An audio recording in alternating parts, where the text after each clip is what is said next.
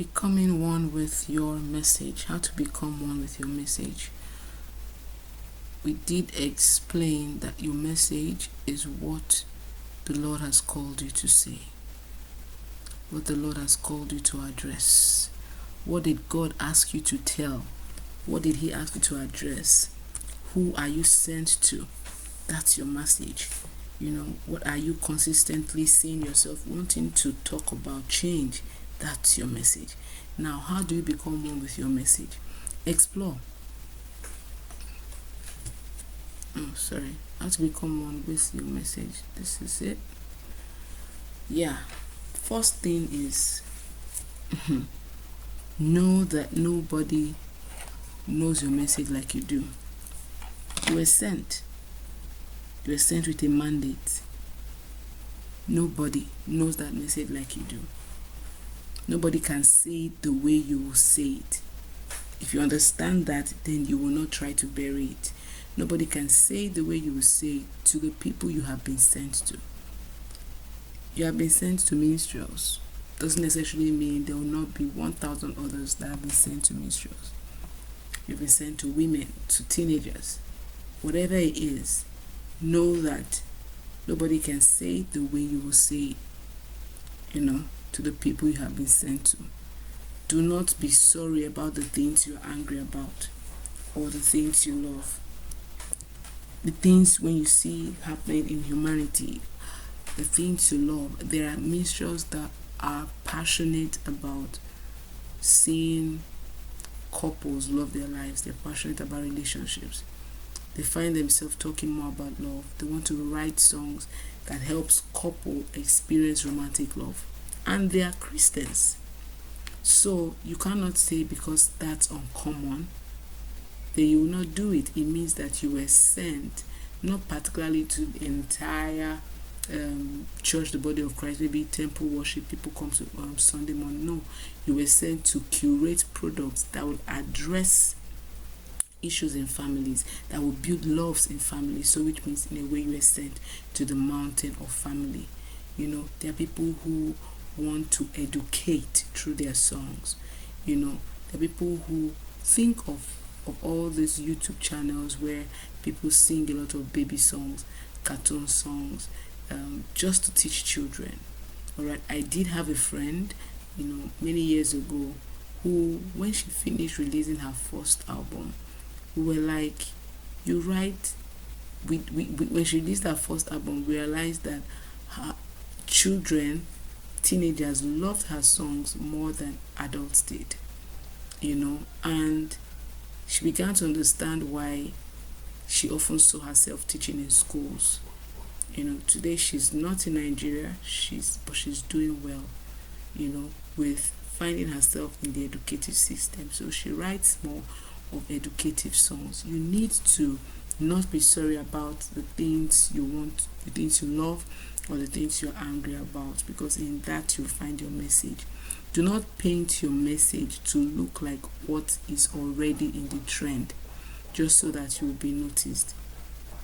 Do not paint your message to look like what is already in the trend, so that you will be noticed. If you find that you're always writing, and then after you're done, it's like you sound more like an evangelist than more of a worship person or a worship leader. Your songs are always talking about coming to Christ. Your songs are always talking about consecration, living your life, or whatever.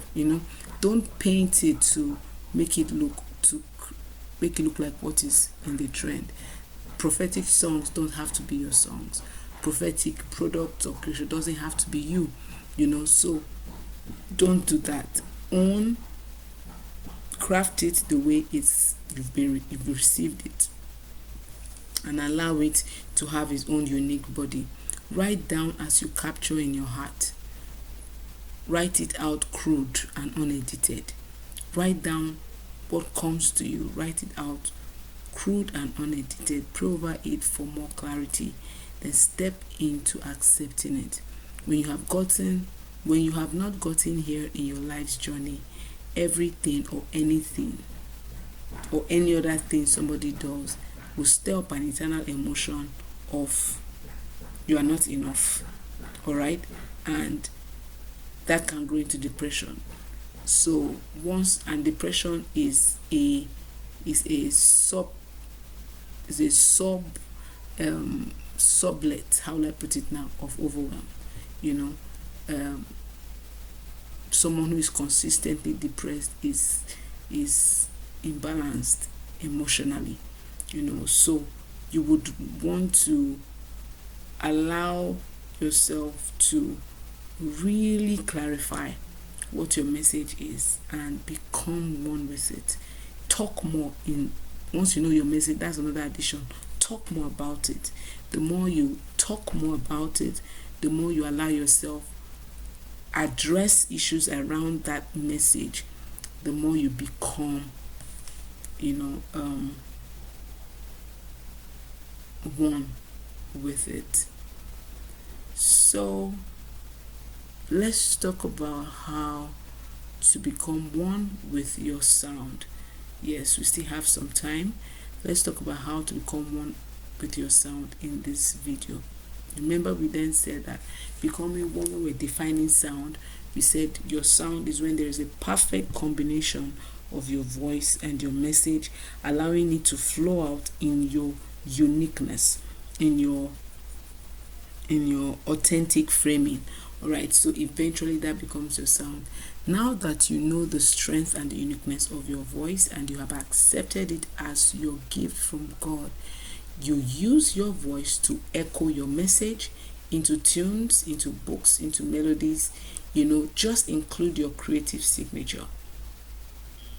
One of my message is helping people to flow out in their uniqueness. I do strongly believe that every minstrel, every music minister has a unique contribution to the music ecosystem, a unique contribution.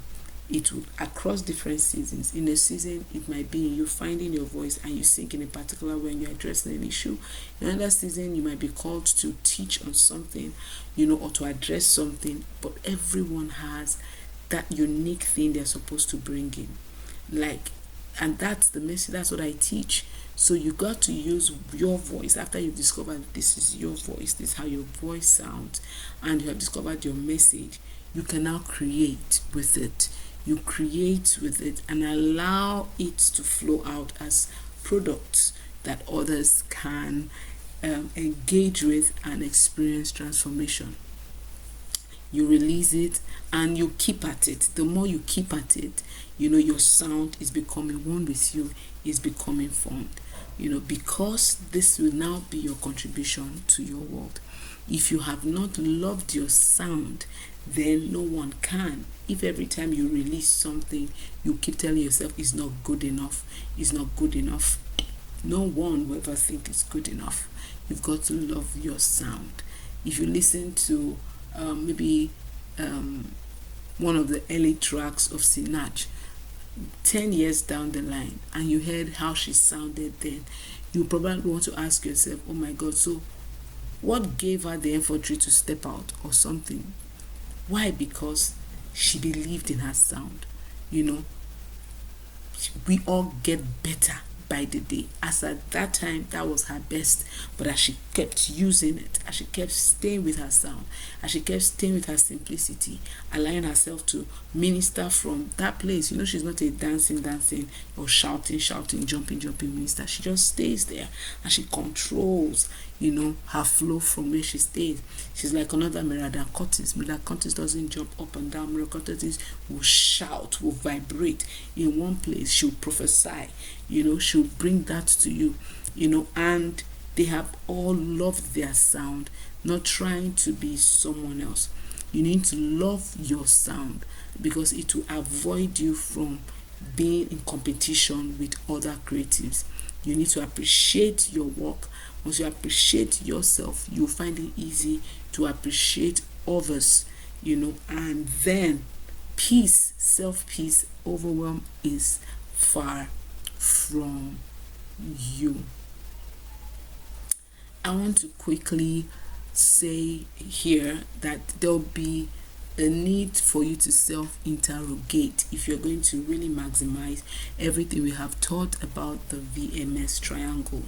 You're going to really self-interrogate. Question yourself. What do you think of your voice? What do you think of your voice? Be honest with yourself. I love it, I don't love it, I want it to sound better, I want it to sound stronger, I want it to sound louder. What do you think of your voice? Number 2, do you many times try to prove a point with your skill, or are you releasing your vocals and musical dexterity from a place of peace? Do you often, many times, try to prove a point with your skill? Are you trying to, when you sing, when you try to do something, or when you play, are you more or less always from the point of, I want them to hear that I can do something, or you are just enjoying that you have something to release to the world? Be true to yourself, because once you're true to yourself in answering these questions, you begin to see the gaps you have to cover to avoid you from living a life of overwhelm. Have you identified your message? Have you clarified your message? Have you given attention to that thing that keeps coming again and again and again to you? Have you identified it? Have you clarified it? How do you feel when you interact with other people's original products? How do you feel? Do you feel jealous? Do you feel like, what is she singing, girl? How do you feel when you interact with other people's original creative products? Do you feel like,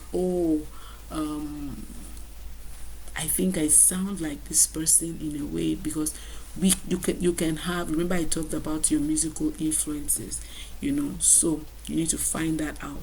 How do you interact with other people's original creative products? In what areas do you need to take immediate action to strengthen your VMS triangle? In what ways do you need to strengthen? Do you need to take immediate action to strengthen your voice, strengthen your message, strengthen your sound, and collectively strengthen your VMS triangle? Now know that we have a WhatsApp community where we take questions, and if you don't want to do it that way, you can leave your questions right here on our comment section in YouTube, and we'll be glad to tackle it from there for you. We are all about you growing. We are all about empowering you, because we believe that knowledge, real knowledge, good knowledge, shortens the journey. You don't have to learn by experience. You can learn from our own experience, or experiences from your forerunners, those that have gone ahead of you.